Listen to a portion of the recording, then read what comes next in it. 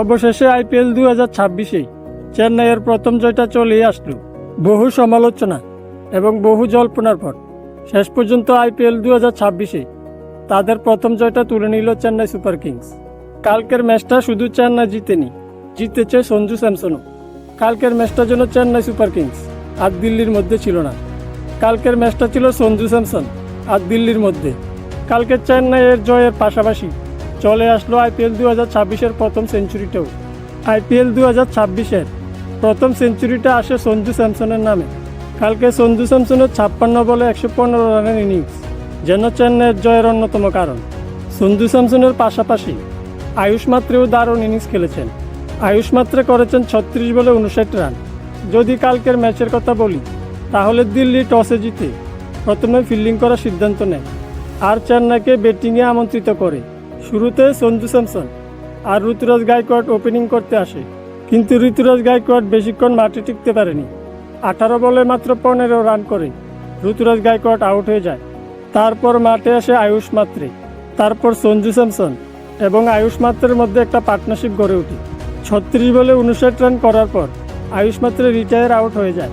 তারপর মাঠে আসে শিবম দুবে। শিবম দুবে করেছেন 10 বলে 20 রান। সঞ্জু স্যামসন, আয়ুষ মাত্রে আর শিবম দুবের ভালো পারফরমেন্সের কারণে 20 ওভার শেষে চেন্নাই করতে পেরেছে 212 রান।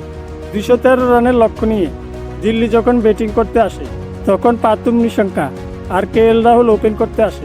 পাতুম নিশঙ্কা 24 বলে 41 রানের একটা দারুণ ইনিংস খেলেন। যদিও কেএল রাহুল কালকে ভালো কিছু করতে পারেনি, 10 বলে মাত্র 18 রান করে কেএল রাহুল আউট হয়ে যায়। শেষের দিকে ট্রিস্টান স্টাব এসে 38 বলে 60 রানের একটা দুর্দান্ত ইনিংস খেলেছেন।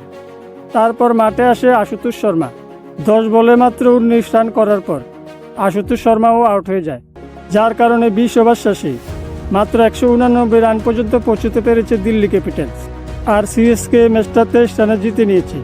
আর কালকের ম্যাচটা ছিল চেন্নাই সুপার কিংসের জন্য নিজেদের ঘরের মাঠের প্রথম জয়। আইপিএলে চেন্নাই আর মুম্বাইয়ের মতো টিম যখন ম্যাচ জিতে তখন আইপিএলের ভ্যালুটা অনেক বেড়ে যায়।